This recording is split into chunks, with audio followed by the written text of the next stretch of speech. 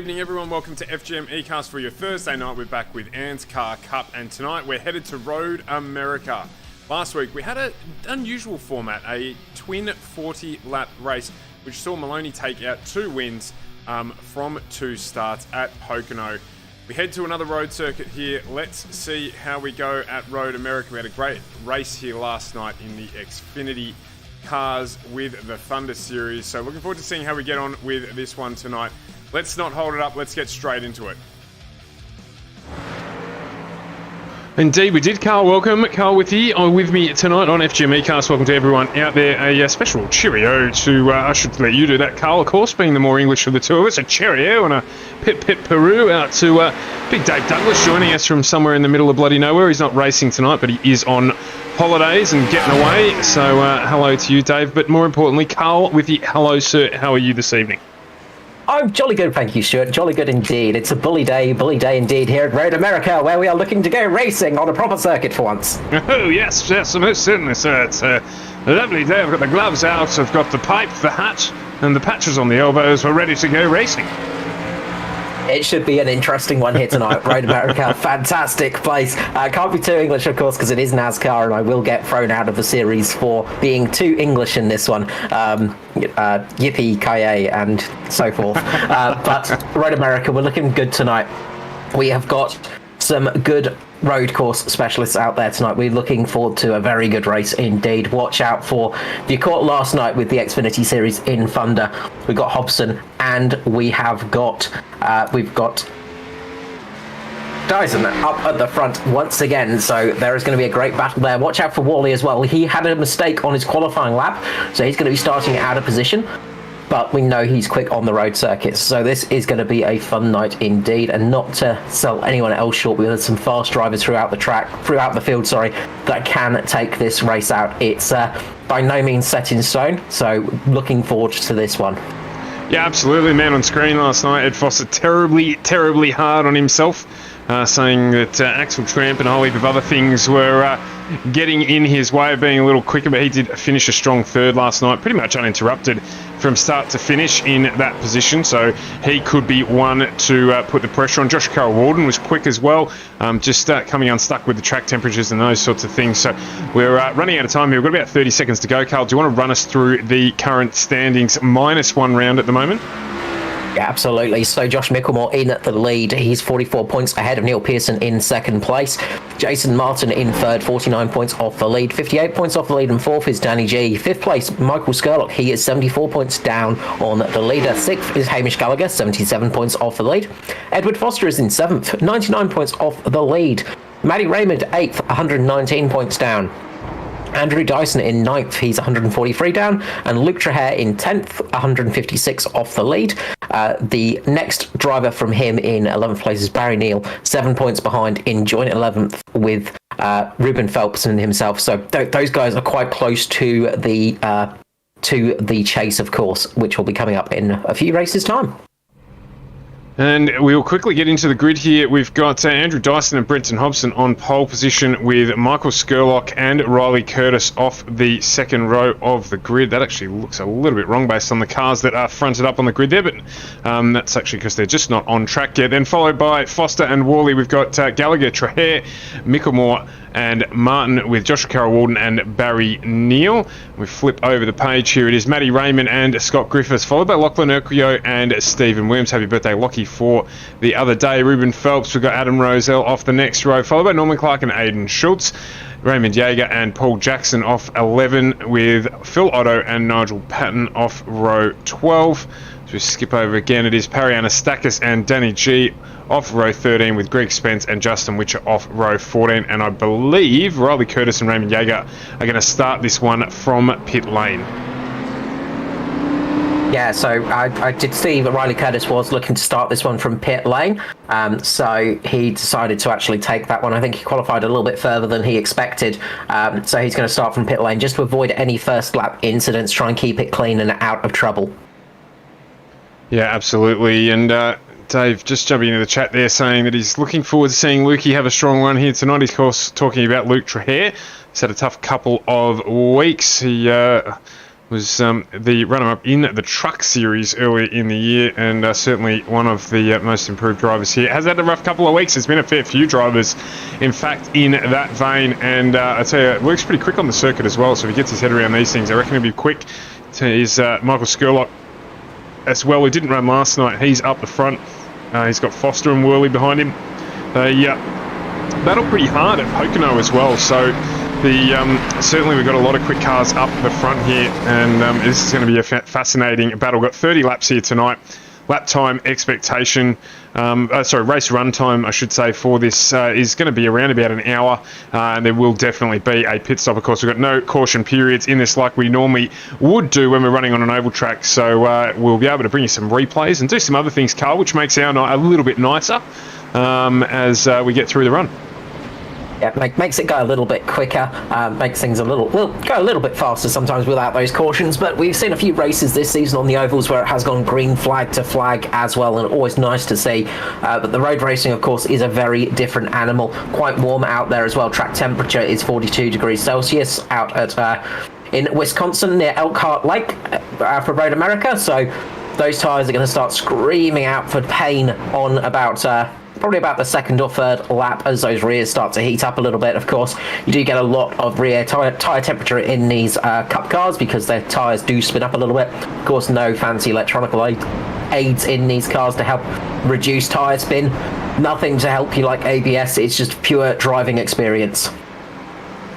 You sound like you worked for BMW in the 80s there, Carl. Pure driving experience. I'm pretty sure that was their slogan back in the day when I used to watch it on Sale of the Century. If that hits you as to my age, that gives it away a little bit there. But we'll move on regardless. As the guys in the chat are just saying there, this is Dyson versus Hobson round 2. We saw it last night. Kyle and I were joking in the pre-show that probably should have put up an image today of Rocky versus Apollo Creed number 2 here, because that's how it felt last night. These guys were going 10th apart on lap times basically the whole night. I talked about the pressure that brought about for the race, and one small mistake cost Andrew Dyson as he was closing in at a rate of knots on the back of Brenton Hobson. So we're expecting fireworks from these two today. Great driving from both of them, and of course they've got a couple of others to contend with tonight with Skurlock and Worley, who aren't going to be any slouches either. So this is going to be a great battle. I'm looking forward to this one.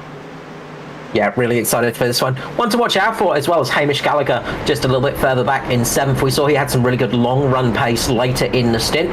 He was catching up to Foster towards the end of the stint. Luke Traher as well, he had some good speed, of course, in the Way Down sponsored car, the UFC Fighting Podcast. But Andrew Dyson and Brenton Hobson are definitely going to be the ones to watch. Keep an eye for Worley as well. We know Worley is very quick on these circuits as well. He has battled with Dyson in the past, and this could be a great fight as they're coming around the final corner to get ready to go green here at Road America for the ANZCAR Cup here on FGM eCast, your place for e-pace. Well, that's it. It's going to be Dyson and Hobson. When do they go? And he's gone. Dyson is off and running. We're on board with him right now. He's going to try and get away here. He's going to need to try and move to the left-hand side of the track if he can get the drag strip right. But he's just going to have to battle away here. He's managed to do it, get in front. Skurlock has a good start as well, but he is on the wrong line on those cold tyres. Worley's going to try and stick to it. The outside there, he gets it done. But expect to see this field get through that first corner cleanly. They'll understand that the tyres obviously being a little bit cold, but where these cars handle. And at the moment, Dyson is off to an ideal start. He'll be wanting to run away with this one where he can, but not spend too much of the tyre early on in the stint. He'll manage it as best he can, but he has a hard charging pack behind him. It looks like everyone has got through cleanly through the first couple of corners to head down here into the braking zone. Difficult one, this downhill can get too wide there. You can grab the dirt that's on the outside of the track and it can run you loose, but no so for Dyson and Hobson as they come up over the crest for the first time under the Corvette Bridge. Got to turn in here and get a nice exit. They've done a really good job there, no surprises at all. Down through here, off the brake, off the accelerator pedal a little bit there, but most other cars you're flat out down towards the second part of the lap here. Get the car stopped and turn is really critical here to maximise your lap pace. Go as we head down to the carousel for the first time, and it is Andrew Dyson in the lead from Benson Hobson. We've got Phil Worley in the second DPR entry right behind him with Michael Skurlock in 4th, Edward Foster in 5th. Good run out of the carousel here for Dyson. He's going to try and maximise the speed here. There's going to be the draft of Brenton Hobson that's going to help pull him right up onto the back of Dyson's 041 DPR entry. He'll be used to that from his experience in the V8 supercar driving. Gets the turn in nice and straight here into the braking zone. You've got to get the car pulled up, get the turn in. You can exit a little wide here. Eyes up and out he goes on the other side as we head up through the last two corners of the circuit. It's a great part of the track here. Most cars are just flat out, but you've got to manage the NASCAR Cup car as you get up through there so it doesn't get away from you, and get a really good last turn in, and off you go back up the hill to get through lap one here. The draft plays a big part in this last part of the lap, so they'll be trying to make sure that they maximise the drive out of that last corner as we head across into lap two with Andrew Dyson in lead with a 2:15.3 for the first time around. Yeah, bit of a mirror to last night in the Xfinity Series. Dyson leading Hobson. Now Hobson has to be the one that follows. Will we see Hobson just drop off a little bit so he can reserve those tyres for later in the stint? Of course, the closer you are to the car in front of you, the more heat you get onto the car. Quicker your tyres can drop off, the quicker your car can get warm. These sort of problems can come into play. Worley is right on the back of Hobson as well at the moment, though. He's managed to get past Skurlock too, so watch out for Worley to try and get up there and battle away for P2. Yeah, wouldn't put it past him. He's actually closed the gap up on the back of Hobson right now, so he's used that draft to his advantage there. It was interesting to hear as well, Hobbo and Dyson last night talking in the post-race as Worley gets wide there. That's going to cost him some time, and it has indeed. So he's now back in the clutches of Michael Skurlock behind him. He'll be wanting to get it done on him, the Welsh fiddler, but the guys were talking last night about the different perspectives of pace between the two drivers around this track, and Dyson apparently stronger through the midsection. I'll finally put my teeth in and get it right in a second, but through the mid portion of the lap, Dyson saying that he was a little quicker there. Hobson not sure why that was, but different strengths and weaknesses of the two drivers while they were trying to work one another out last night. Yeah, that's it. They had different speeds in different parts of the track. Hobson was able to get a little bit better drive off the corners, get a little bit more better speed off the corners so he could get a little bit more speed down some of the straights, while Dyson was a little bit quicker through some of the braking zones, just able to brake a little bit later than Hobson. So this is going to be an intriguing battle, as just a bit further back, Luke Traher has Hamish Gallagher all over the back of him. That Mitch Motorsport car of Hamish Gallagher all over the back of the way down car of Luke Traher there. Traher doing a good job of defending, but this is going to be an intriguing fight with Hobson having a little bit better speed off the corner. It could be interesting. The other thing, of course, is Hobson's first race in the Cup car for the ANZCAR series. I'm not sure how much experience he's got in the Cup car in general, so that could be another factor for tonight, because obviously driving these cars for the first time can really affect you, because they are a bit of a different beast to the Xfinity car. He might have a new favourite livery in the Cup cars. That thing Luke Traher's, the 43. Have a look at that. There's a fair amount of effort that's gone into putting that together. It looks fantastic. Seeing that out there for the first time tonight. So well done, Luke Traher. You've done a ripper there. He may have had iDesign to it or somebody like that, but might prematurely give a shout out. Just have a quick look at it there. As you can see, Edward Foster head down underneath the camera there, and Luke Traher just opening up a little bit of a gap there. Talking about those lap times last night, Carl, Andrew Dyson's just put in a 2:12.57 in the lead of this race, and Brenton Hobson says that's okay, I'll just do a 2:12.64 and just stick right behind you if you don't mind, as we continue to move away at the front of the field. Yeah, Luke Traher's paint job done by Splash and Go Graphics. Very, very pretty looking car indeed, but up the front it is very good. They are swapping times at the moment. They're not letting each other get away. You can see Hobson is just keeping right on the back of Dyson at the moment. He's not keeping a bit of a gap. He's not letting him get a little bit of a lead in front of him. And this is going to help him when they get to a straight, because he's going to be able to get that draft effect for him. As Dyson punches that hole through the air down the straight, Hobson should get a little bit better draft, should be able to catch him up. But we know Dyson is a little bit better on the brakes, and probably has a little bit more experience on the brakes with these cars. So that could be the thing. Hobson just needs to get settled in the car, just get comfortable for it until he makes his move. But I've just got the feeling that we might see him just try and chuck a couple of false moves down the front straight in the next couple of laps or so, just to try and put Dyson off in his mirrors. Yeah, and of course the other thing we don't have to worry about quite yet, but the entry to pit lane here quite one where you've got to be quite aggressive, quite committed to not lose pace driving up the hill.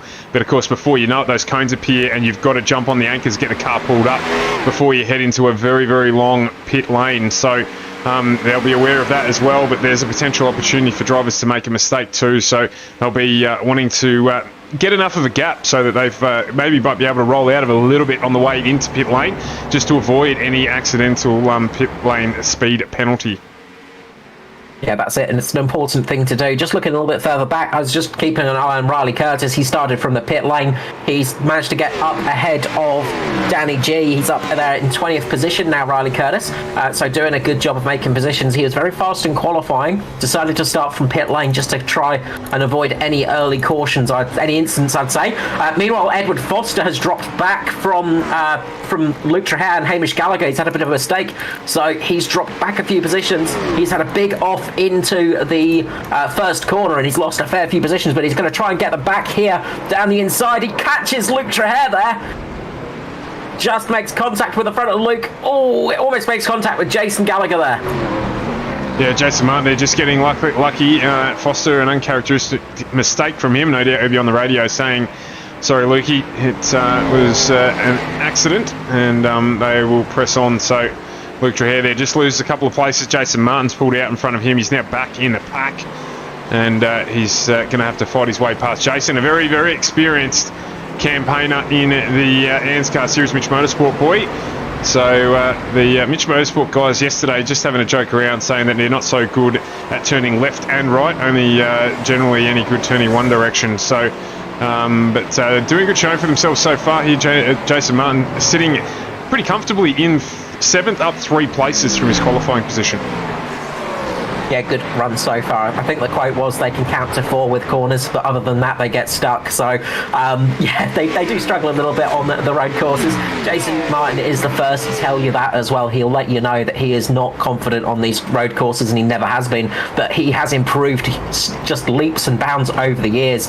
We've seen him get better and better. Barry Neal a little bit further back as well, doing another good job in the Ayatollah racing car, getting a nice qualifying position, working his way up the field. Started 12th, he's up to 9th at the moment, and he is just got a bit of a pack behind him with Scott Griffiths there as well. So Scotty Griffiths, we saw him have a good run last night, getting caught out unfortunately with a bit of contact, but he gave us one heck of a finish towards the end of the race. Yeah, absolutely. So keep an eye on that battle as well as they head down the main straight here to move on to lap 5, and showing 26 to go there. So we're going to head on through and see how we get on with this one, as the number 5 there of Scott Griffiths just in front of Joshua Carroll Walden. This Carroll Walden's got a good run there. Oh, it just gets a little bit loose on the exit, a little bit happy on the loud pedal there, and that just loses him a bit of drive out of the corner. Gives Scott Griffiths some space as they head down towards turn 3. 3B, I think it's called, or 3A, one or the other. Yeah, that's something like that. Turn 4. Turn 4. Wow, there you go. So yeah, it's not much of a corner, but it is just on the sweep there, turn 4 technically, and it is a bit of a corner in these cup cars. Of course, you actually have to do a little bit of a lift occasionally, and just have to actually treat it as a corner. Whereas some of the other cars you drive around this place, it's pretty much nothing. So I'd say the only corner that really doesn't exist is turn number 2, up between turns 1 and 3. That corner is very much not a corner. No, fair enough. And we've got Luke Traherne on screen again now, and all that Carl saying that we're going to get to bring replays to and all that. The replay module on SDK has given up, so there's no replays tonight.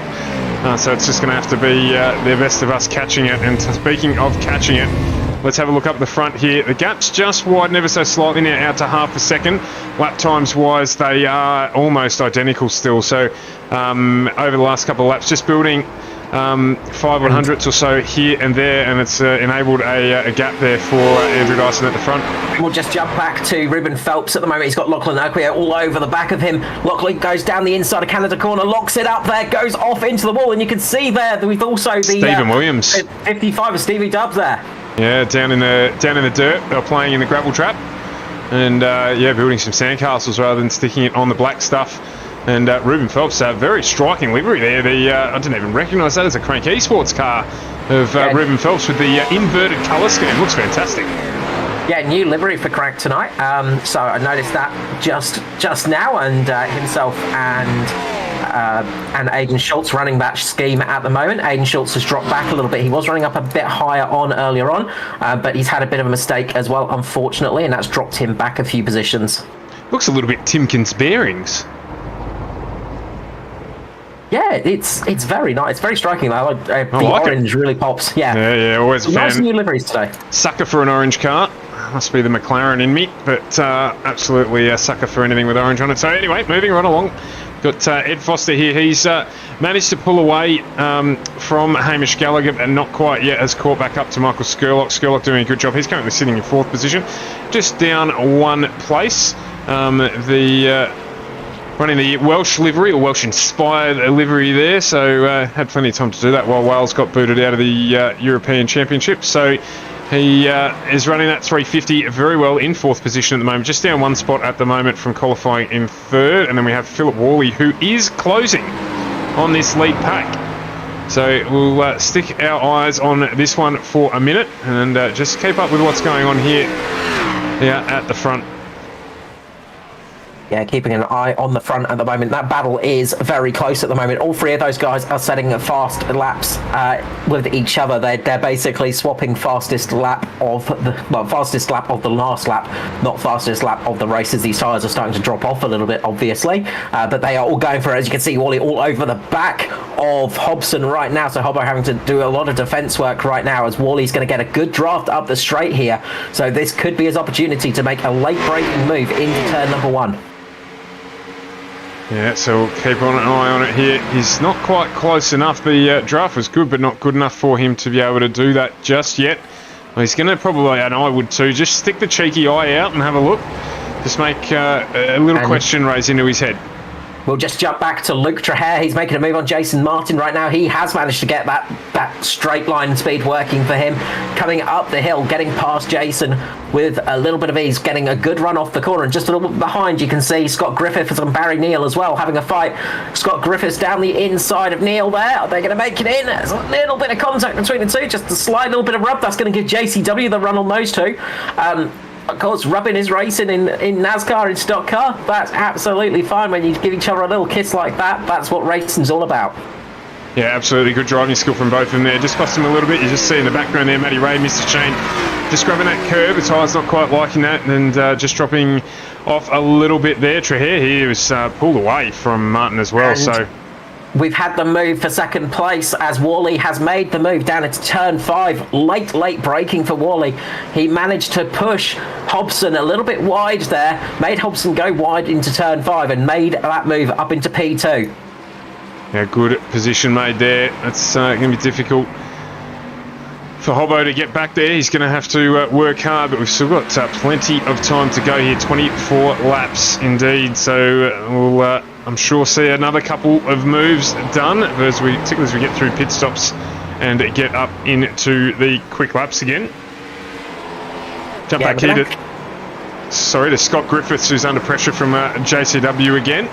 So this battle continues to rage on as I get through the carousel. And JCW here, I haven't seen anyone put a move on down at the end of the back straight yet, but there's a first time for everything. So he'll get through here, lift a little, and get on his bike again to see if he can make it stick. Yeah, I'll see if he can make that one work for himself. See what he can do there. But it's a tricky place to overtake sometimes. It looks like we might have lost Lachlan Urquio from the race, unfortunately. I'm just going back to see what happened with that one. He's had a big moment into Canada corner, unfortunately, and that's lost Lachlan from the race. No good at all. Like to see everyone finish where we can. As is always the case, we prefer to see drivers finishing than end up in a tyre barrier. Obviously, you don't have to pay to repair these cars, but pride is something else, and it is costly when you have a moment like that, because pride is not an easy thing to fix, unfortunately.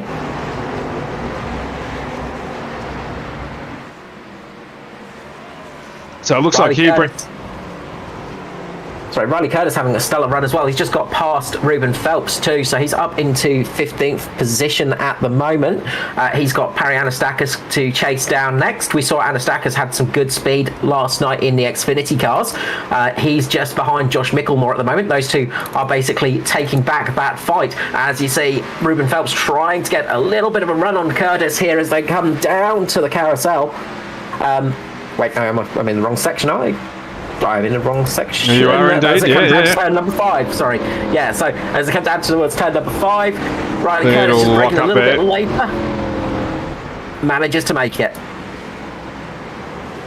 But there was a lock-up up front as Josh Micklemore's running wide. Anastakis is going to try and make the move into turn 5. He's on the outside line. That's not going to work for you. Turn 6, sorry, as they go down towards turn number 8 now.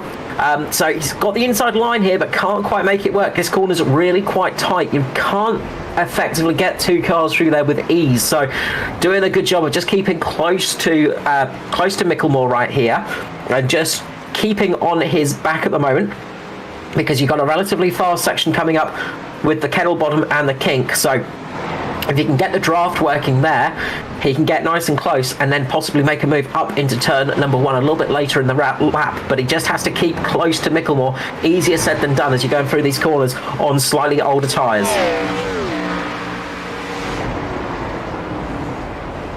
Yeah, absolutely. It's all about using everything you can to pull these things up. The gearbox most definitely downshifting as well, using some engine braking to try and get them slowed up.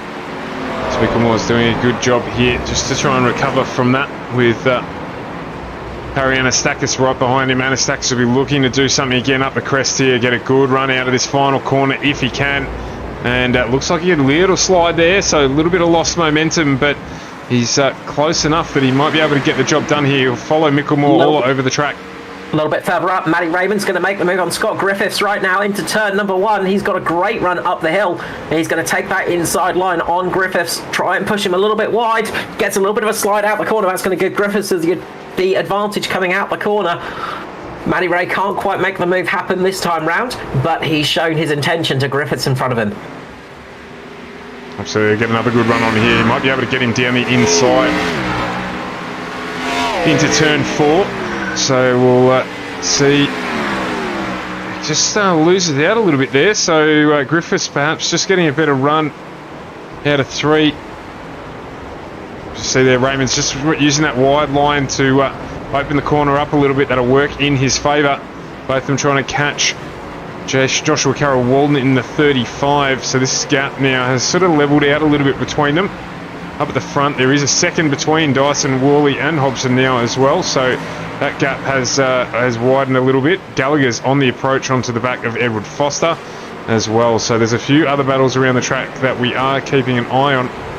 Jump there as soon as something happens, but this is the closest one. Has made the move on Micklemore. Sorry to jump over you, Stuart. Anastakis on Micklemore. Micklemore's going to try and get the double back here. Can't quite make it work, and Riley Curtis has joined right to the back of these guys. Yeah, Josh Micklemore up 10. Matty Raymond up 16 spots. Luke Trahere doing a good job as well. Get back up to where he started from too. So plenty of good moves within the field. And we might have lost Aidan Schultz as well, unfortunately. There's an issue with his front wheel. It looked like maybe a tyre went on the right front on that car because he just could not get it turned, and the wheel looked a little bit weird. So not sure exactly what happened there with Aidan, but he looked to have some problems there. So he's just had a mechanical failure rather than a technical failure, because that car just looked like it was not wanting to turn anymore throughout the circuit. Yeah, so Anastakis there just ran a little bit wide at the end of the back straight. That cost him a lot of time trying to get the car pulled up and turn. Micklemore close up on the back, Curtis on the back of him, so he's vulnerable here down the end of the main straight. So watch to see how far he makes Micklemore go to try and get the move done down the inside. Tries that on now. He's right up there, Micklemore. It looks like he should get it out, but Anastakis goes a little deeper under brakes. Manages to close it a little bit there. Closes it out on Micklemore. It's great driving from both drivers. Curtis right behind them in case someone slips up to head down into turn 2 here. Same story again. Just trying to hold there, Anastakis, and get the run out of the corner to make sure that he can defend as they head down through towards turn 3. millimetre perfect there from Anastakis. That was beautiful driving, just cutting across the nose of Josh Micklemore. Micklemore's going to try and make the move down into turn number 5 now. Will he be able to make it work? Anastakis has come in a little bit closer to the corner. He's going to run a nice tight line here. If he can get the corner right, he's going to hold that position. Beautiful job of defending there from Parry. Very well driven. And the battle in front as well, Matty Raymond and Scott Griffiths is hot too, but we'll stick with this one for the minute. We'll keep an eye on whether that position changes. Just 3/10 between them. As Foster has got Gallagher all over the back of him at the moment. Gallagher is right on the gearbox of, the tail of Foster. He is right on the back end of there, on the exhaust pipes, keeping his nose really close as they're coming up to Canada corner right now. Gallagher's just got to make this corner right. He's going to want to stick as close as he can to Foster. We saw this last night in the Xfinity cars.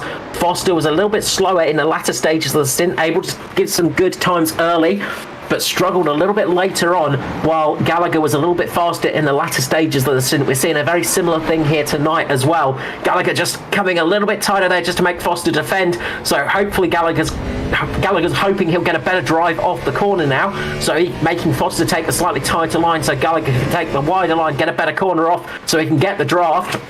He's a little bit further away this time, but he might try for a late braking lunge here. But I think he's a little bit too far away to make it work.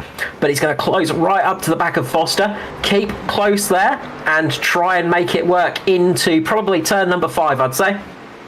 Yeah, there's no way he's going to get it done down into turn 2 there. Just not far enough up, and to be honest, not enough track for them to get them done in these cars, potentially in some others, but as you can see there, Foster just struggling a little bit for rear end grip too. Jumped on the throttle, and the 53 Bridgestone Select sponsored entry, Atari Autosports, has just struggled there for some traction. As Micklemore makes the move on Anastakis, we'll just keep on this battle for Foster for the second. Doesn't look like it's going to happen anytime soon, but Anastakis has lost the position to Micklemore. Micklemore made the position, makes a little bit of a mistake coming through turn number 3. This is going to give Anastakis the run down the big old sweeper down towards turn number 5. You can see Riley Curtis right behind them with Ruben Phelps joining up to this battle now. As these two battle on, it's going to help them get close. Anastakis goes for a tighter line into the corner. You can see Riley Curtis locking up in the background as well, locks that rear up a little bit. They all get the car stopped. Micklemore runs a little bit wide, catches the dirt. This is going to give Anastakis the run up to turn number 6. He's going to get the inside line, get underneath Micklemore here. There's a lock up in front of him as well, but you can see Anastakis making that move right there, getting a good job. You can see Micklemore still defending, but he's not going to be able to do anything there. Anastakis makes the move. Yeah, and in fact that costs Micklemore as well. Riley Curtis jumps down the inside. He's going to get the move done. Is he? Not quite. It's looking, but not able to get it done there. And you've got Ruben Phelps right up on the back of Riley Curtis as well. So very, very hot and heavy here. Really close racing there. It's still close between 5th and 6th at the moment as well. Foster has got Gallagher all over the back of him at the moment. It's just keeping an eye on the battles at the moment because they are everywhere as Riley Curtis makes the move on Micklemore now. Riley Curtis getting past Micklemore and up into P14. But Gallagher is right on the back of Foster here. He got a little bit of a better run off the corner this time. He'll get that nice bit of draft up the front straight. Will he try for that late braking move? Foster already going a little bit to the right to defend into the braking zone. So he's moved offline a tiny bit. How's this one going to go? Gallagher just has to sit back there again. Foster gets a good run. Yeah, you can just see again there, kind of like we were talking about at the start of the race, that Foster's just better out of that final corner. And it just opens the gap up enough over Gallagher that he's able to defend relatively easily going down into turn 1 and through this section of the track. So he's got the speed over him there. He's just got to make sure he's there in front of him at that point of the track to make it stick. Just keeping in that position. Adam Briggs, unfortunately we have some issues with the replay equipment tonight. We did talk through it. The battle for P2, Brenton Hobson got passed by Worley down into turn number 5 a fair few laps ago. Anastakis now getting passed by Riley Curtis as we speak, as they come through the corner down towards turn number 5. This is going to give Micklemore the opportunity to get back on Anastakis. Riley Curtis having a very good run out here tonight. It's got some good speed here, and they're catching on. Is that Luke Traher in front? No, that's Scott Griffiths. Yeah, up into Scott Griffiths there, up into 12th position. So it's still close here between Foster and Gallagher as well at the front. This is the battle for 5th. So it's been going on for a number of laps now as well. So Foster had dropped down a couple of positions as Barry Neal and Matty Raymond as well have just switched positions. We'll just stick on this battle here as they go through the sweeper as they head down towards the end of the back straight. And it does look like Foster here will have to defend again. I'm just saying before that Gallagher's stronger through this section, and then Foster's better out of the last corner, so Gallagher's going to have to really focus here on getting the car through that last corner, right on the back of Foster, as close to it as he can, just to maximise the draft up the hill and potentially get a run down into turn 1. So let's see how they go this time through. See there, Gallagher just getting a little wide there. Must be just missing that ripple strip on the entrance to the corner. We'll just see here as Foster does, again, start to pull away a little bit up the hill, so he's got another good run here. And he'll be able to defend. Big mistake for Barry Neal a little bit further back. Just about to mention, actually, this is what happened with Jason Martin. It allowed Matty Raymond to get through, and JCW as well. Barry Neal made a mistake, came back onto the track and got in front of Jason Martin. That cost them a handful of positions. Meanwhile, Riley Curtis is coming all over the back of Scott Griffiths. He is really making the attack now. Got the slide up the inside. He's going to have the inside for turn number 1 here. Just going to see Riley Curtis make another position. Yeah, he's doing a good job, Curtis. We'll jump up the front and have a quick look at our race leaders at the moment. Andrew Dyson has been out there from the start, and they are catching up on the back of, I think it might be Paul Jackson. So the pit stops will be coming soon. They're not quite there yet. After 15 laps or so, we expect to see them jump in as Phil Worley just drives a little wide in the background there. Brenton Hobson currently sitting in 3rd, and lap times here up the front, running fairly stable in that sort of late 2 minutes 16s as the tyres have gone off, and who will be first to jump into pit lane is the next question. As there's a mistake for Griffiths and Anastakis. Griffiths locking up, going wide. This has given Josh Micklemore the chance to get through that. Anastakis tried to make some avoiding action, but he managed to avoid the car, but he had to lock up in sympathy there. That's cost him a lot of time. Ruben Phelps made a mistake a little bit earlier on. That's why he's not as close as he was and couldn't take advantage of that little mistake. So costly couple of laps for those drivers as these tyres are starting to get very worn. Those rear tyres will start to get very hot and not so fun to drive on. So these guys will be looking forward to coming into pit lane. As I say, probably about lap 15 was when we will likely see them come in, split the race in 2.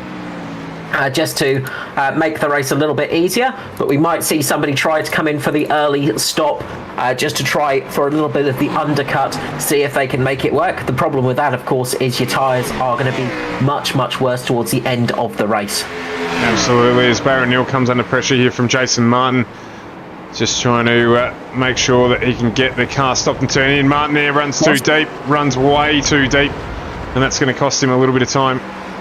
As we speak about the undercut, Foster decides he's going to do that. Foster coming into pit lane on lap 14. So Foster's decided he's going to come in a little bit early, defend himself from Hamish Gallagher. This is going to give him a little bit of an advantage when he comes out of pit lane on those fresher tyres, but it's going to hurt him a little bit later on in the stint.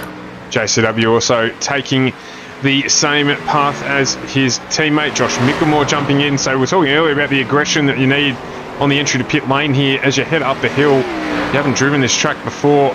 It comes up when you're in a hell of a hurry as you're hurrying into pit lane, obviously accelerating up the hill. So drivers got to be aware of that and make sure they get the car pulled up before those cones so they don't get a drive-through penalty. Yeah, and the biggest issue, as you said, is when you're actually sitting in the driving position as well. You can't see those cones because it's on the top of a very big lip of the track. So it's very easy to make a mistake. As Philip Worley makes a mistake, this is going to give Hobson the chance to get back to P2. They are side by side through the carousel at the moment. Hobson on the outside, Worley on the inside. They are not letting up. Hobson's going to get a better run off this corner, but you're going to see Worley going to have the inside line for the kink. Hobson manages to just get in front. This is going to save him for the kink. Hobson getting the position on Philip Worley, back to P2. Well, the fight's on here. Old tyres for both drivers. We're just talking about the pit window opening as well. This has helped Andrew Dyson. He's now 5 seconds to the good in front. But Brenton Hobson here is going to make the 54 as wide as possible. He's going to have to use up whatever he's got left of those tyres to keep Worley behind him. and potentially Worley there, just with the heat build up in the tyre and the degradation from the temperatures, and obviously being towards the end of the stint, caught him out. So good for us, really, I should say, between Hobson and Worley here. I'd probably expect to see Worley possibly come in, as Hobson does indeed come in. Worley stays out, so Hobson decided to come in, Worley staying out. I was going to say, I'd expect to see Worley maybe come in this time round to try and get a little bit of a jump on his teammate. Hobson, however, has come in for that early stint, same as Skurlock. Gallagher in this time round as well. So I think we're going to see everybody. Worley's gone wide. Sorry, Worley's run wide into turn 2 as well, so he's really struggling on those tyres, or turn 1 I should say. So that's going to play really well into Brenton Hobson's hands to try and get the move back up into second place out of the pit stop. Yeah, that's really going to help him out, and it's going to be costly for Worley. He's going to have to make up a lot of time. Meanwhile, Andrew Dyson showing that he's got a little bit of pace left in the car. Last lap was at 2 minutes 17 seconds. That's quite a fast lap on those old tyres. Everybody else in about 2:20, 2:21. The only cars that are close are Luke Trahair, Matty Raymond in 2:19s. So Dyson he's saved a little bit of tyres. He knew what Hobson was going to try here. So obviously he's been saving a little bit, and he's now pumping in those purple sectors. He's really pushing that car, trying to go as fast as possible on those old tyres, which is not an easy thing to do. This is just showing the sort of talent of Dyson. We've seen it before from him, just having that little bit of extra in reserve towards the end of a stint, and he's doing it once again here, setting some incredibly good times on those old tyres. Yeah, absolutely, doing a brilliant job just showing us his skills. And don't be too surprised if he goes around for at least another lap here with 16 to go. He's got a good 8-second buffer now over Worley, and Luke Trahair's 38 seconds back. So he's got a healthy lead at the moment. He certainly won't be resting on it though. And when you're doing 2:17s, there's no need to pit in at the moment. We're just waiting for the first laps to come through from our early stoppers. So just looking here at Edward Foster to see what he gets out of that first lap out of the pits. You know, it's probably going to be somewhere in the vicinity of around about a 14 or 15. And in fact, Dyson does jump into pit lane. So he's decided he's had enough. He's going to fuel it up and put some new boots on it and get it ready to go to the end. Yeah, that's it. It's the undercut is quite powerful here, and it's even though he's setting some incredibly fast lap times there, you do put yourself at a little bit of risk the longer you stay out. So probably the smart move to come in now. You lose about 45 seconds in pit lane, so could be close for Hobson right here. He might be able to just do it. Hobson just coming through the final set of corners now. He's just coming onto the front stretch now. Dyson still in pit lane. Dyson just getting off the jacks. So he's just getting up on the jacks. We're going to see Hobson flying through right now. It's going to be a battle on pit exit. Dyson leaves pit lane. He's got Hobson right next to him. Hobson takes the lead of the race. Wow, that I was not expecting. That's a big undercut from Hobson there. He's done a great job to get out into this lead of the race. He's half a second off now. Andrew Dyson right behind him. Of course, Dyson on fresh rubber. The tyres on Hobson's car just 1 lap older. Philip Worley's got out into 3rd place with Michael Skurlock in 4th. Edward Foster's up into 5th again with Hamish Gallagher behind him. Foster made up 5 seconds in the pit lane on Hamish Gallagher, so he'll be happy with that to open that gap up as well. Of course, those two nice and close together at the conclusion of the first stint before they jumped into pit lane. But this battle that we were hoping for, Hobbo versus Dyson, is on.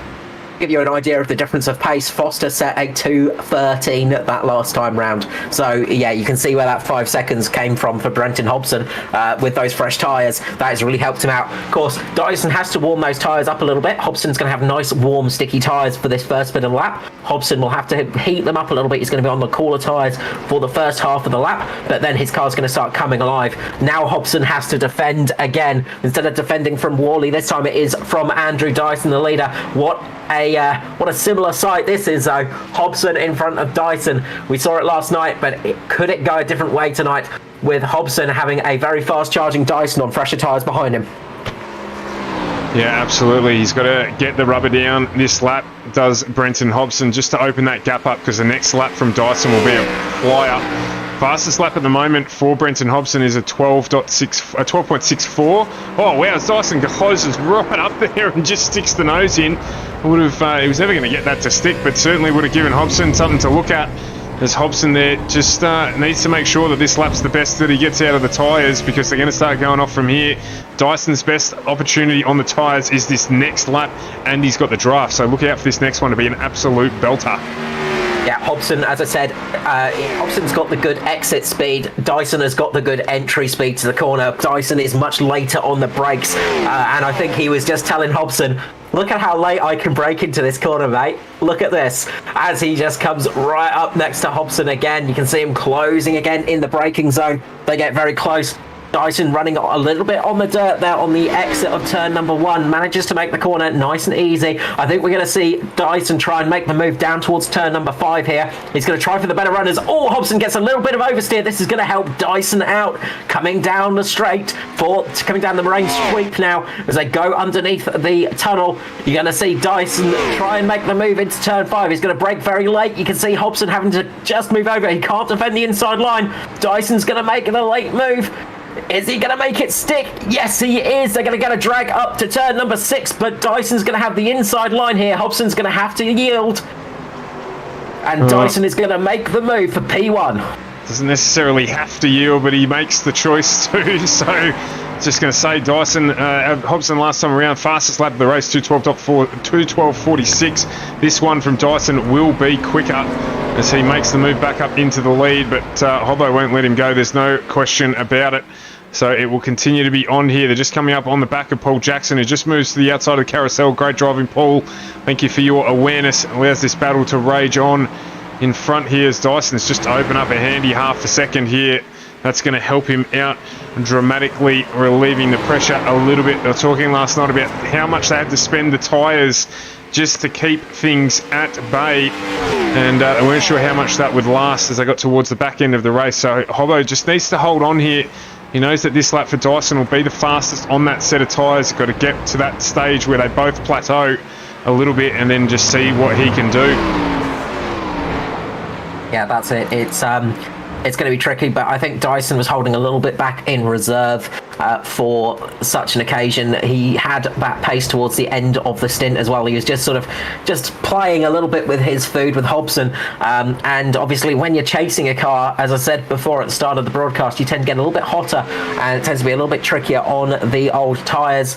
Dyson crosses the line with a 2:12.1, fastest lap of the race, and that was with overtaking Hobson as well. So that just shows the pace Dyson had on that lap. Yeah, I was expecting it to be very close to, if not a 2:11 here. So fantastic lap from Dyson there. And as you say, that included passing Hobson as well as the pass on Paul Jackson lap traffic, even though he did really well. That can put you off a little bit. So fantastic drive there from Dyson. What a lap. Yeah, great speed. Meanwhile, Riley Curtis has managed to get past Matty Raymond for P11. He's going to be chasing down Josh Micklemore once again. Josh Micklemore just pulling out. He's in P10 now. Micklemore working his way through the field. Phil Otto having a good race. He's coming into pit lane now. So Phil Otto, that's why he was having such a good race and up so many positions. He was up into P9 from 23rd, but he had not pitted yet. But he's going to have really nice fresh tyres for the end of this race now. So this should be pretty good for him. Yeah, absolutely. The pit stops, as they normally do, just space the field out a little bit. Jason Martin and Barry Neal fighting away for 12th and 13th at the moment as well, so that's close. Perry Anastakis and Danny G having a little bit of their own punch on as well. In fact, my timing monitor's just lied to me there completely. A couple of issues with it tonight, but that's okay. Perry Anastakis still doing a good job. He was battling very hard in this group before with Raymond Martin, Neil and Phelps, so that will no doubt resume as we get towards the end of this race. Yeah, and just taking a bit of a look at Matty Raymond. He's lost his moniker for the night as he's got a little bit of damage to that right front of the car. So a little bit of damage on that car tonight. So he's not kept it clean tonight. So no Mr. Sheen. Oh, I could just polish out that one, just nothing more than a scratch. As Micklemore makes a mistake in front of them, and this is going to give Curtis a little bit of a better drive on Micklemore here as they come through turn number 7 down towards turn number 8 here, and you're going to see Curtis just closing up on Micklemore, who runs a bit wide. Curtis is going to get a better run into the carousel now. They're going to be side by side, but Curtis manages to push through and get in front of Josh Micklemore. He's right wide on the carousel there, but the new tyres helping him keep it all together around the carousel. And now the run will be on. Curtis here having the drive of the night. Started second last, started 27th position. Currently up into 9th after the pit cycle as well. So he's having a really good run. He's got good pace on him. And there's every chance that he might get up onto the back of JCW and Luke Trahair again towards the end of this race. 12 laps to go. The gap between them only 10 seconds, and Curtis on a flyer. Another interesting battle that's starting to shape out is Foster and Skurlock. Skurlock's lost a little bit of time last lap round. He's dropped back a little bit and is falling into the grasps of Foster at the moment. So Skurlock making a big mistake into turn number 14, the final corner. He just went wide, went for a trip across the gravel trap, and that cost him a lot of time and has given Foster a little bit of a sniff for P4 at the moment. The Welsh wonder Skurlock making a bit of a mistake. Yeah, uncharacteristic for him to do that. So it'll be thanking his lucky stars that the Welsh Fiddlers had an issue, and it'll close the battle back up there as well. But of course we know Foster struggles a little bit towards the end of the stint, so this one will be an interesting battle to follow as we get towards the end of the race. Of course we've got 12 laps to go here at Road America in the ANZCAR Cup Series on FGM Acast. Yeah, Foster is also on much older tyres as well. I say much older tyres, he's on a lap older tyres than those guys around him as well. So if he was struggling a bit towards the end of the stint last time, it's going to be even worse this time round. So we'll keep an eye on that one. But he has got a little bit of pace over Scully at the moment, so we'll have to keep a bit of an eye on that battle. Meanwhile, the battle between Martin and Neil is getting quite close again. Neil is all over the back of Jason Martin, and Matty Ray just in front of them is holding on. So we've still got a few battles throughout the field at the moment, just keeping an eye on things. But as you say, after pit stops, things do tend to settle out a little bit. Just want to touch base quickly on Phil Worley. We saw him struggling towards the end of the stint. He's just popped in with the second fastest lap of the race at 2:12.24, just to take that podium away from Brenton Hobson in terms of fastest laps. So it's now 12:11 fastest lap for Dyson. His teammates doing a 12:24 and Hobson with a 12:46. 3 drivers into the 12s, and they are currently 1 through 3 on track. Yeah, some incredible pace at the front of the field. We saw something I actually wanted to touch on is Worley was a bit quicker throughout the stint. Philip Worley tended to be the quickest of all 3 of the drivers at the front, but just struggled a little bit with consistency maybe, because we saw him make a couple of little mistakes, and that's the trouble sometimes when you are pushing it for speed, is you can make a mistake a little bit easier sometimes. Oh, absolutely, yeah. But I mean, you know, he's going to have to push hard to keep up with Dyson and Hobbo anyway, because they're doing the same lap after lap. So you certainly won't die wondering, that's for sure. And there's no point. No, that's it. It's if you can do it, you've got to do it, and he is doing it at the moment. He's got a nice bit of a gap to 4th place, so he's not got too much to lose. As Jason Martin gets a great run on Matty Raymond here. Jason Martin's going to go for the late break here. He's going to close up right to the back of Matty Ray. He's going to want to get good run off this corner, keep nice and close to Matty Ray through turn number 3 as well, and try and get a nice good slipstream down the sweep down towards turn number 5. Yeah, it's just allowed, this battle has allowed Micklemore just to check out a little bit. He's 3 seconds up the road now. He hasn't managed to close the gap too much on Riley Curtis in front of him. Both doing very, very similar lap times. In fact, Riley Curtis last time around into the 2:15s. As you can see here now, Martin just sharking down the inside. He's managed to get the 21 pulled up. He's going to have the better line out of the corner, but a good drive off the corner there for Matty Raymond. So he has managed to retain that position there, position 11. And a good drive from him so far. Just holding out one of the best in ANZCAR, Jason Martin. So keep doing what he's doing. Perry Anastakis, you can see just in the background there behind Barron Neal. He's got some pace at the moment too. He's faster than every car in front of him in this pack. So we saw Anastakis have a really good run towards the end of the tyre life in the first stint. It looks like he's going to be able to carry that form through into the latter part of this race. Yeah, expect to see him doing well. That was a really good defensive driving from Matty Ray, gotta say. That was very well done, as he just runs a little bit wide, coming underneath the Henry Bridge, down towards the carousel, down towards the kink. This has given Martin the chance to close up again. Will Martin try for the move down in Canada corner? We've seen that be a perilous place to try and make a move before. I think he's going to think better of it at the moment. He sticks just behind him, and that's given Barry Neal the chance to get right up on the tail of Jason Martin as well. And as you said, Perry Anastakis in this battle as well. It's a four-way fight for 11th, 12th, 13th and 14th at the moment. The front damage on Matty Raymond, I think, is the thing that's costing him a bit of straight line speed. We saw how quickly Martin closed up on him last time round.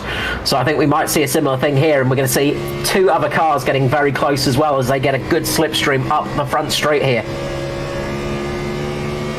Indeed, he's right on board with Matty Raymond at the moment. We'll flick out here and have a look at how that has helped him out up over the crest. As Barry Neal looks like he's going to get a move done here down the inside of Martin, just not quite far enough up. But I tell you what, it did help out Matty Ray, because Martin would have been watching in his mirrors there to make sure that he was able to defend his position as he looks to get the move done here. Perry Anastakis sticks his nose out, says, hello guys, I'm here, I'm ready to play as well. And good drive there from Martin out of the corner. Matty Ray just running a little wide there, and it looks like Martin's going to drive down the inside and get the move done. If Matty Ray can hold it here, he'll have the better line down into the next turn, but he is going to have to pull in behind Martin, use the draft a little bit and see what he can get done down the braking zone. It's too late, unfortunately, but Barry Neal says, I'll come and have a crack. If you let me have a go, I'll get through there.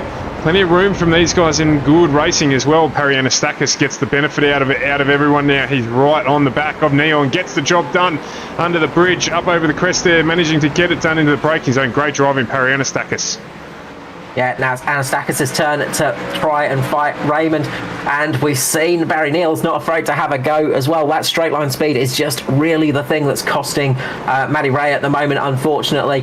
The unusual case of Matty Ray getting a bit of damage on his car is costing him a little bit tonight, but great defensive driving. The thing that caught Matty Raymond off guard, he just kicked a little bit of dirt up through turn number 3, and that cost him drive down the Moraine sweep, and that was that for him and Jason Martin. But a great job of Jason Martin just getting that braking position just right as well. So good to see from him. This battle is definitely the closest we got on track at the moment, and Barry Neal is really all over the back of Parry at the moment, and while these guys are battling, it's helping Danny G out as well. He's just catching up to the back of this group too. Yeah, I was just watching the time intervals there between Skurlock and Foster, so that battle there, it's just teetering under the 1 second mark, so that has closed up a little further as well from when we were looking at it last. We'll jump up and have a look at that in a minute. At the front it is still Andrew Dyson from Brenton Hobson. We've got Philip Worley up the front as well in 3rd position. Those guys trading fastest laps at the moment still. Less than a tenth between them on the lap times. Just amazing consistency from those 3 drivers at the front. And then we've got Michael Skurlock, Edward Foster, Hamish Gallagher, Luke Trahere, but Joshua Carroll Walden, Riley Curtis and Josh Mickelmore just ahead there, rounding out the top 10 as Perry Anastakis gets the move done down underneath Matty Raymond there. Make sure that he holds that out, and you can see Barry Neal wanting to get involved here and get the move done too. So as you called, Carl, that damage on the front of Matty Ray's car just costing him in a straight line. Oh, as Barry Neal gets a bit loose in the back there, but manages to hold it. Good save there from Neal. This is going to help Raymond down the sweep here, and he's just going to get a bit of that draft with Anastakis in front of him, so that's going to negate the damage a little bit there, but it's going to be a different story as they come to the front straight again about another 3 kilometres or so as they're halfway around the track at the moment. Of course, it is a 6.5 kilometre track, big long circuit here at Road America, and that's why there's only 30 laps of this race, but it is still a relatively long race. It is a grueling one as well in these cars, of course. These things are very physical to drive. Norman Clark at the moment has got Griffiths all over the back of him. Norman Clark running up there in 17th. He started in P19, so working his way up the field, doing a good job. Got Ruben Phelps in front of them. But Norman Clark just doing a good job of defending at the moment. And that little battle between himself and Scotty Griffiths. Yeah, absolutely. Just going to jump up to this battle here. This gap's spread now. Michael Skurlock's run away with it. As we said, that late pace in the 53 Natari Autosports entry, Edward Foster, just drops away a little bit as the tyres start to get old. So Edward Foster here, again, he'll be thinking this is deja vu, potentially having a battle with Hamish Gallagher to see out the race. We'll keep an eye on that margin, but at the moment it is a reasonable 2.5 seconds. You can see the gap there just in the background, but Skurlock's checked out a little bit here and is comfortably sitting in 4th place. Yes, having a good drive at the moment, and he's sort of just keeping the pace going and just got to not make mistakes. That's the important thing, is just keeping consistent, and that's one of the harder things to do, especially as the tyres start to fall off as the laps go on, and as the physicality of driving these cars starts to catch up to you as well. As I was talking about before, these cars are quite not the easiest things to drive, and depending on how high you have your force feedback set up, as Barry Neal and Matty Raymond just making a little bit of contact. Barry Neal's going to catch it, but he's going to have to save that one. Almost gone around there. He tried for a real late braking move on Matty Raymond, just could not get it stopped in time though. Just made a little bit of contact on the back of Matty Ray, and both of them managed to keep it going, but that has cost Barry Neal a position. Danny G up another spot into P14. Yeah, and look at what's happened up here as well. You've got Josh Micklemore, who's dropped back. Perry Anastakis, Riley Curtis, 3 wide if you don't mind. Perry Anastakis running a little bit wide there. Matty Ray wants to get involved as well, as Perry tries to get the power down, can't quite get it happening. Loses the back end a little bit, and the biggest benefit out of this has gone to Riley Curtis.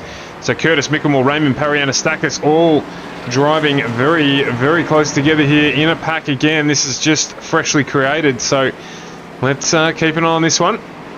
Yeah, this was created from Riley Curtis a little bit before. He made a big mistake. You can see a bit of damage on the back of his car, the back left of the car. Had a big mistake into turn 1, and that's cost him a lot of pace right now. And this closed up that group a huge amount. It's just closed everybody up. Riley Curtis having a great run in the car, really good speed tonight, but just that small mistake has cost him dearly, and this could be the difference between 9th and, well, 15th position right here, as those guys have all closed up.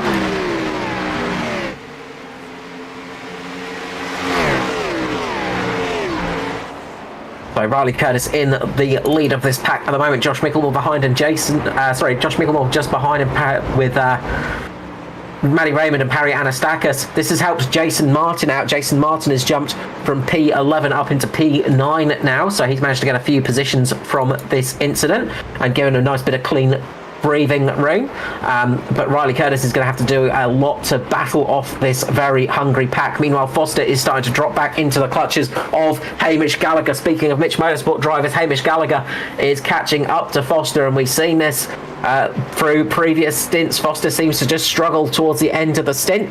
Last lap round, Foster was a 2:17.2, Gallagher was a 2:16.6, so some serious pace advantage. This is looking good for Gallagher at the moment. They still have 6 laps remaining here tonight. Foster is going to have to really, really hold on to this car. He's going to have to do a lot of work to keep up ahead of Gallagher. Yeah, you can just see on the breakdown there of the laps that it's gone from 4.7 on lap 18 down to 1.8 on lap 23. So just gradually that fall off there in the pace of Foster, as we're now down under a second gap between the two.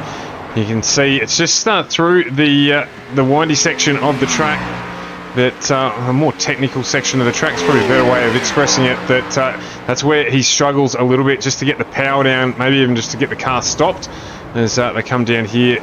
Just see someone just duck off in the front of the picture. I thought Michael Skurlock may have ended up running wide actually, but doesn't look like that's come to anything as Foster here continues to battle. He's going to have he's going to have Hamish Gallagher all over the back of him as they head up over the crest of the hill and down into turn 1. Yeah, going to say Gallagher's going to get better run off the corner with those slightly fresher tyres, I'd say.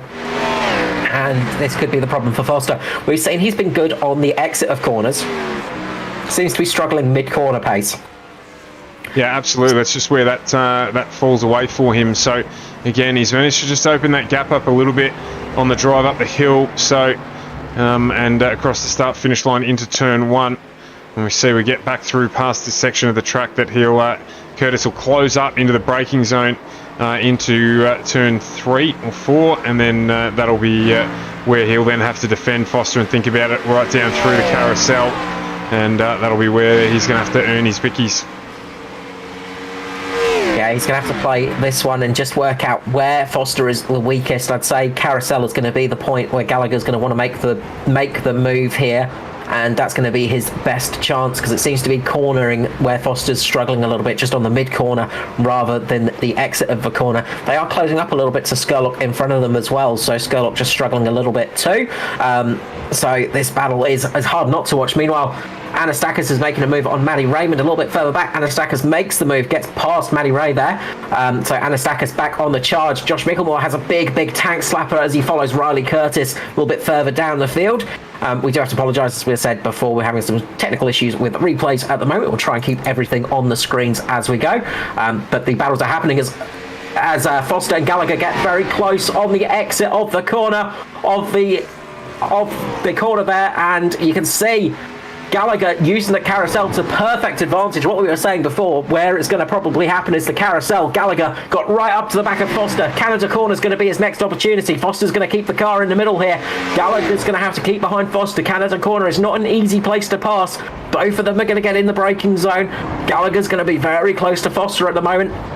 As we said, Foster tends to be a little bit better on the exit of these slow corners, but when it comes to the slightly faster corners, Gallagher has the speed. So it's going to be interesting to see what Gallagher can do here coming up to turn number 1. Will he be able to keep on to the back of Foster? We've seen Foster being able to take a little bit more speed out of his corner each lap. This time, not so much. Gallagher is relatively close. He does drop off a little bit. Can't quite get on the power as quickly as Foster, but he is within draft range. Gallagher's going to make the move into turn 1. I'd say just make a bit of a beeline possibly.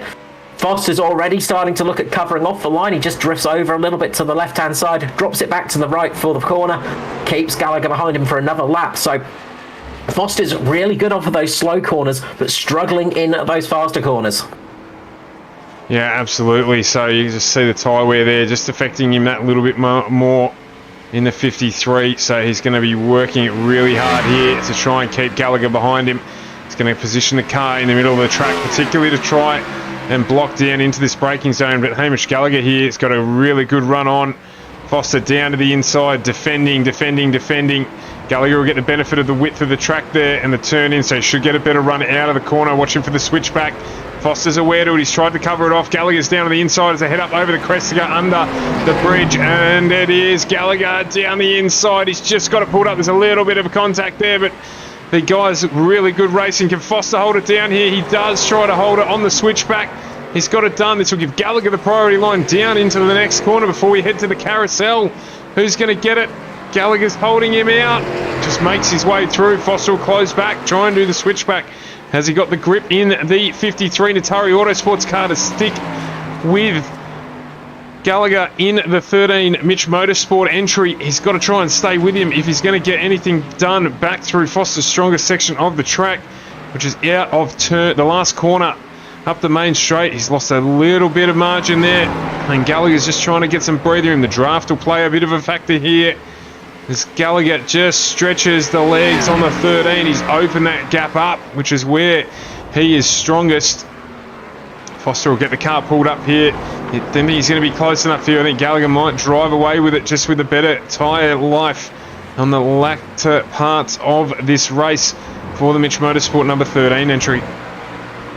It looks like Gallagher's got this one set up. The only chance Foster has got coming into the final corner is if he can get a good drive off and keep on the back of Gallagher, but I don't think he can with those tyres. You can see him struggling a little bit. He does get a better drive again. You can see he just gets that a little bit of better drive up through that final corner, but not close enough to Gallagher to make this move happen.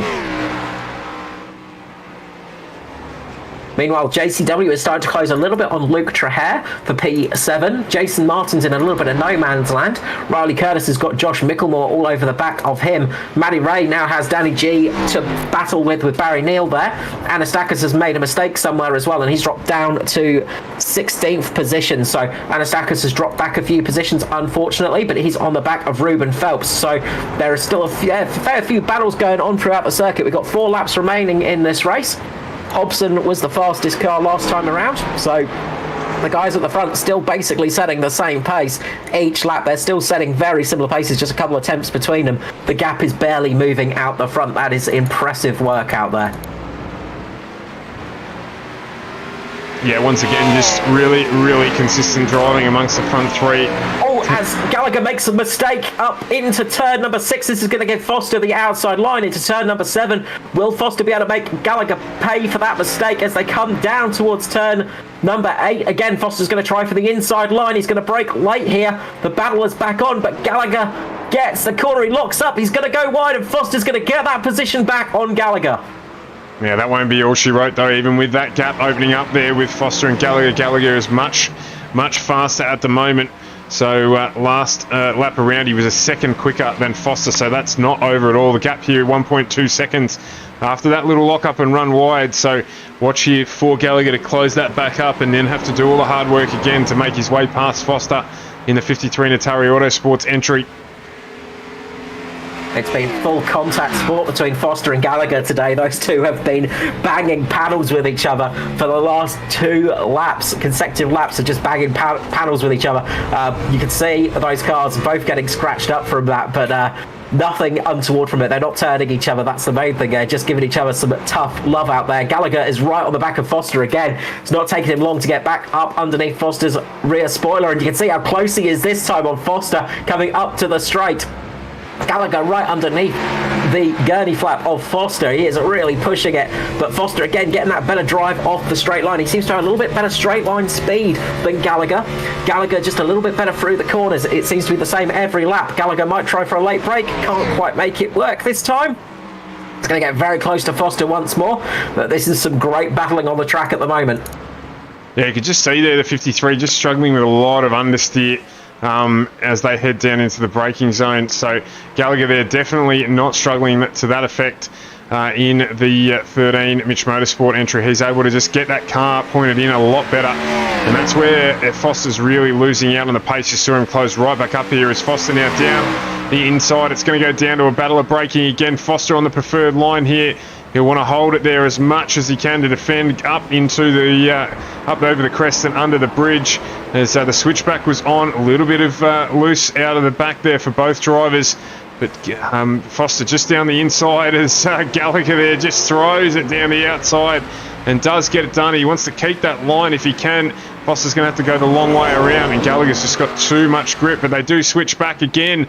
So Foster here looking all over the back of Gallagher to see if he can get the job done down into the zone of braking zone. Brakes late, and there is a touch there. He'll redress that if he can. No, he won't. Yes, he will. Maybe he will. There's a bit of damage there on both of those cars. I think Foster will just redress that one, let Gallagher get through.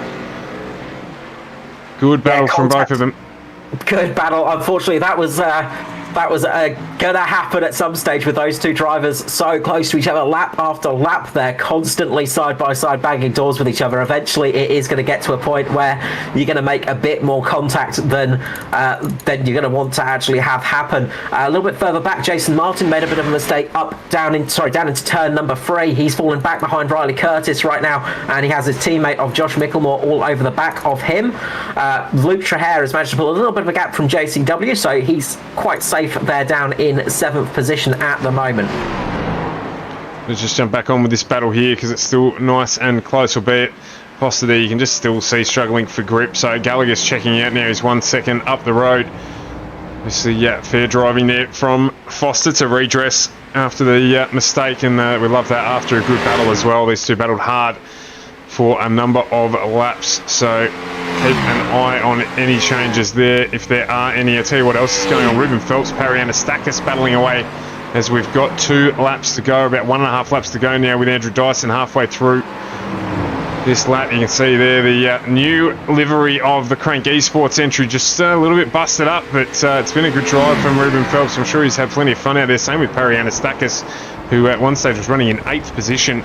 So these two will fight it out to the end of the race. Just struggling there for understeer as well is Ruben Phelps. Parry Anastakis. Oh, wow, there's contact. I think just got on the gas got a little bit loose there in the 6, did Phelps, and impact with Anastakis. He hit the wall very, very hard there, and it doesn't look like he copped any damage at all. I'm not sure how that's worked, but be that as it may, Phelps struggling a lot there for grip in the number 6 or 06 Crank Esports entry.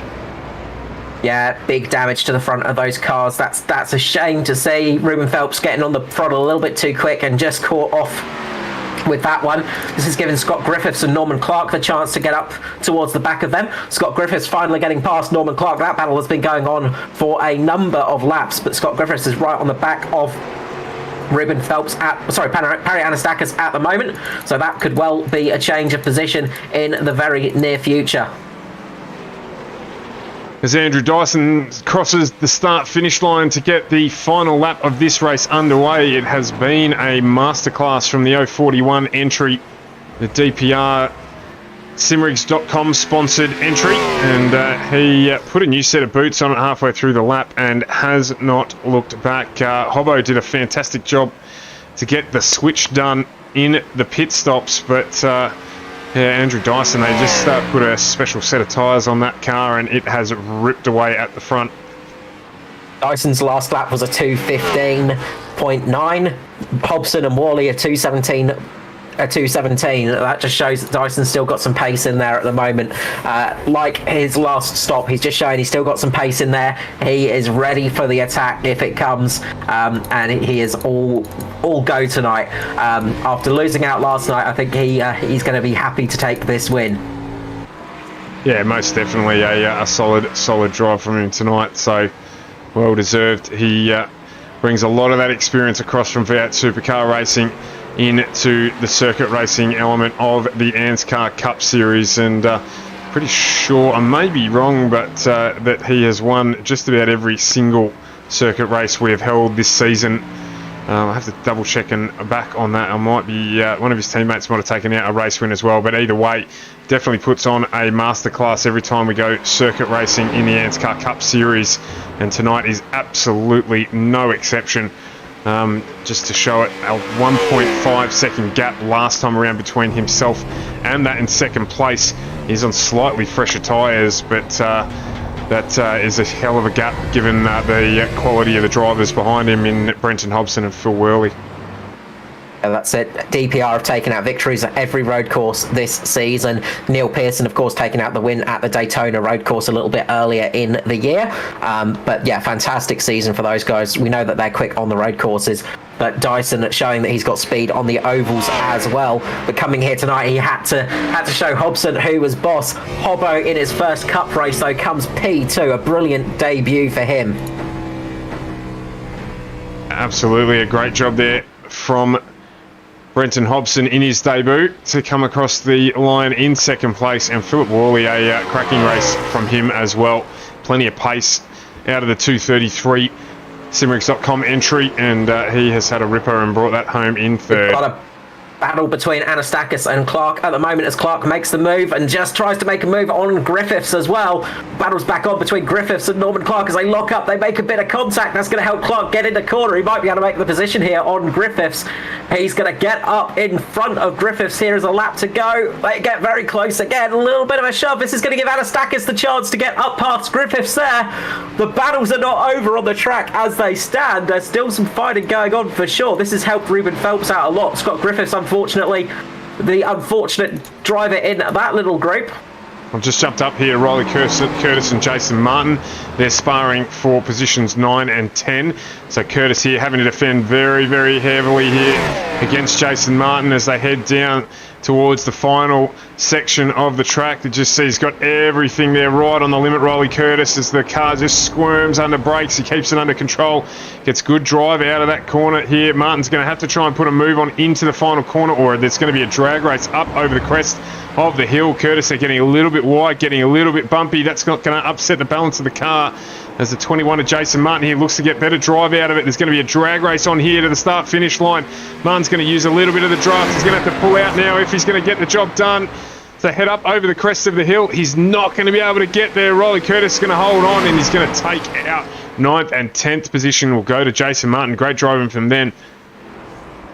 Looks like now Norm Clark's checked out. He's on his own with Scott Griffiths and Perry Anastakis behind. Looks like everyone in front. Perry Anastakis just falling behind Griffiths. Griffiths managing to make that position over Anastakis there as they come up towards the line for the final time of the last two cars out on track racing. It's going to be Scott Griffiths taking over Anastakis. We saw some great racing on those final laps, but Andrew Dyson just dominating that race. Yeah, great run from Dyson, as we've discussed at length. He's done a really ripping job here and thoroughly deserves the win. Yeah, really good job from him. And again, hats off to Hobson. His debut in the Cup class, manages to come home in P2. Not a huge surprise given his pace we've seen in other cars on the road courses, but when you're going to make your appearance for the first time, it's always good to get it up there inside the top 3 positions. He did it in style tonight. Riley Curtis as well, managing to get from the back of the field up to the front. He started down in pit lane, managed to get it back up into P9 at the end, with Jason Martin trying his best to stop that one, but a really good drive from Riley Curtis. Also for Danny G as well. Danny G making 14 positions tonight too, working his way up the field. He started down in 26th position. He worked his way all the way up into 12th position. Let's run through some of the results. So, I'll wait for the screen to wake up. So Andrew Dyson takes out the win for DPR with Brenton Hobson in second place. Philip Worley in third with Michael Skurlock fourth. Fifth is Hamish Gallagher. Sixth for Edward Foster with Luke Trahair in seventh. 8th for JCW Joshua Carroll Walden, 9th for Riley Curtis and Jason Martin rounding out the top 10. Josh Micklemore in 11th, 12th for Danny G, Raymond in 13th, 14th for Neil, Phelps 15th, 16th for Clark, Griffiths in 17th, 18th for Anastakis, Otto 19th, 20th Witcher, Williams in 21st, 22nd was Spencer, Jackson 23rd, 24th for Patton, Roselle 25th, 26th for Schultz, Oquio 27th and 28th for Maddie Raymond. For Raymond Jaeger.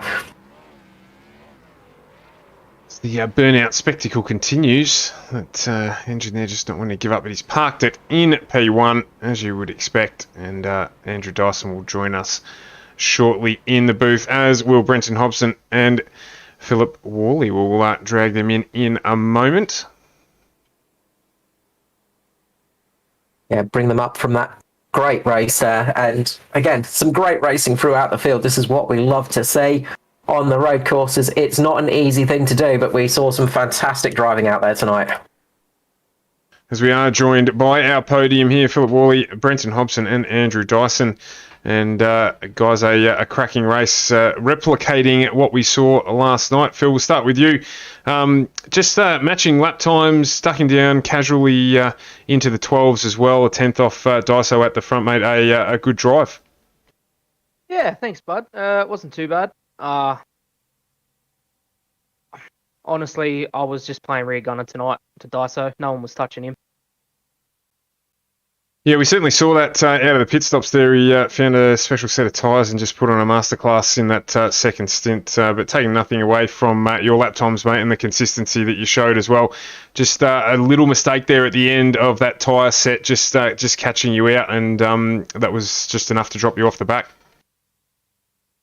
Yeah, that was nearly race over, to be honest. I'd realised once I started braking that I was well too deep, and I think I did a good enough job to keep it off the wall, which was pretty lucky because, yeah, that was horrid. And then that was the race done, basically, for second. Brenton had a stellar outlap from the pit stop, and with my throwing it off the road, it was all over. So basically just settled in for third after that. No, it was a race well managed, and you certainly did well to pull her up and keep her back on the track, or get her back on the track, get her into the stop there, and yeah, as I said, come out and do a cracking lap yourself, mate. A 2:12.24, just a tenth or so off Dyso, mate. So a stellar lap to come out of that, and a strong third position. So congratulations, and as usual, give your love out to your sponsors and the like. Yeah, thanks. Obviously, you guys for putting on the awesome broadcast every week. It's getting better and better. ANZCAR, of course, for the awesome series. Also, I'd like to thank Brenton and Dyso for the awesome race at the start. That was fun as.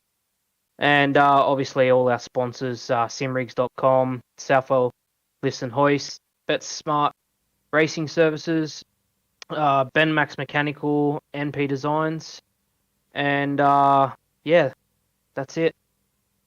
Well done as well. That's a cracking race, and congratulations for third position. Thanks, mate. Hobbo, over to you, mate. That lap that Phil mentioned out of the pit stops there, you flew around the track and managed to get out next to Daiso as he exited the pit, mate. You must have thought race on.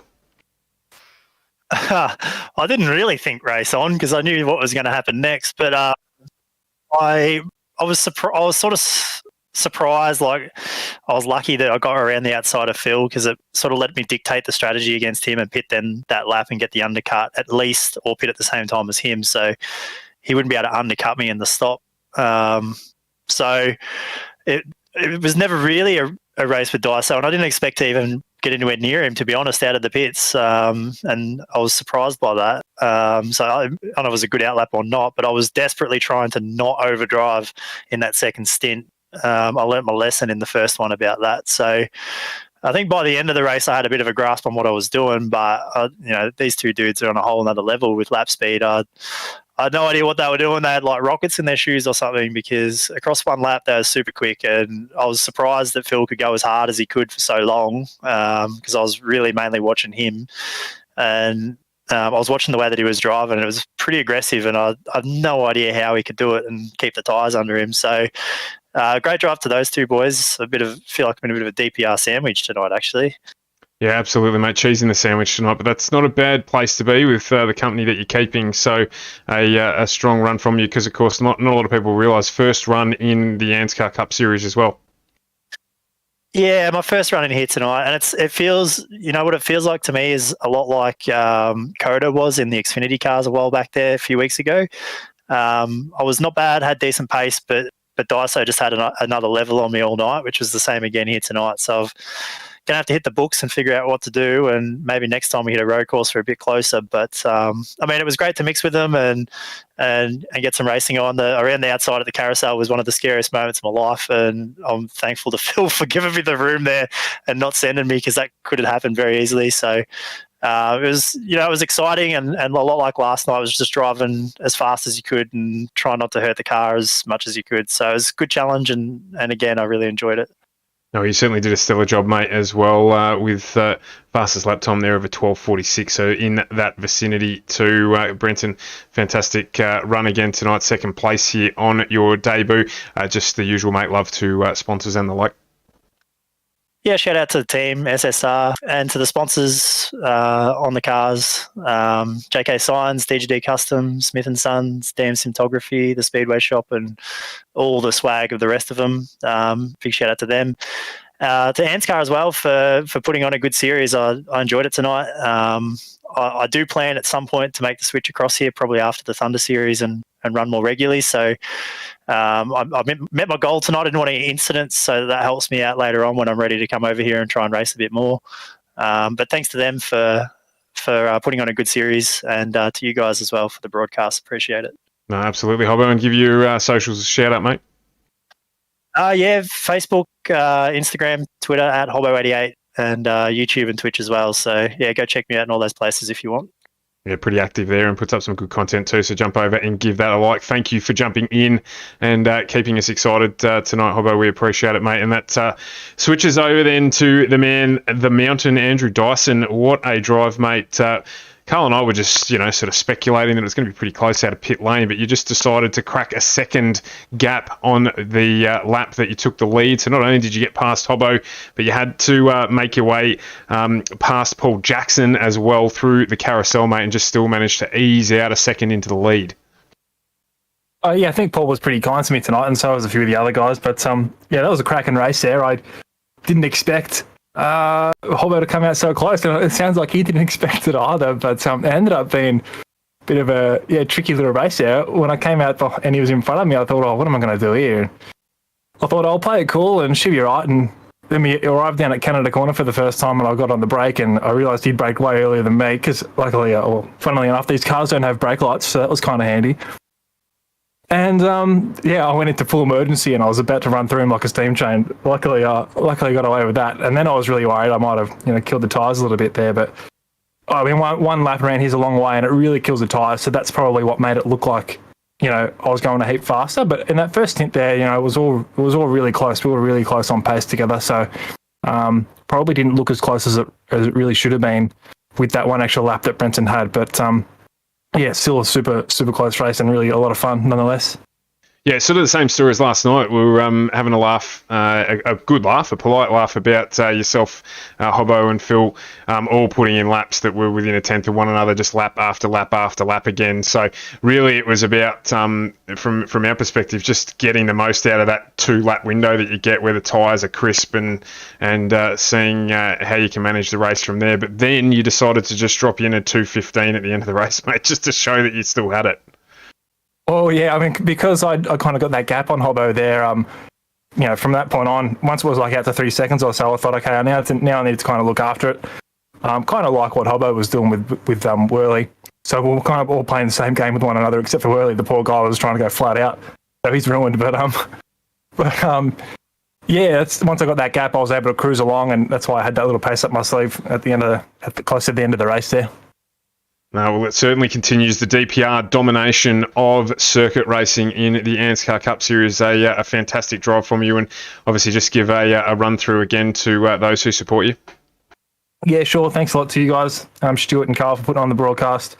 Thanks to ANZCAR for putting on the series. It's a lot of fun, and all the other series they put on during the week, even though I don't race them as often as probably this one or weekly. It's a lot of fun to get amongst it, and a great bunch of guys as well. Thanks to South Wales and Hoist, Simracing.com, BMX Mechanical. Who else we got? MP Designs, BetSmart Racing Service. And congratulations to Hobbo and Worley and all the other guys tonight. It sounds like it was a pretty clean race. Did you cop any flack last night, mate, for that one missing thing you're supposed to do? Oh, man, you've reminded me. Full credit to the boys. I'll just drop that in there. No, they actually didn't give me any. They didn't give me any crap after that. Everyone kind of nicked off and went to bed, so I didn't cop any flames. It was good. Oh, mate, now they know the mistake.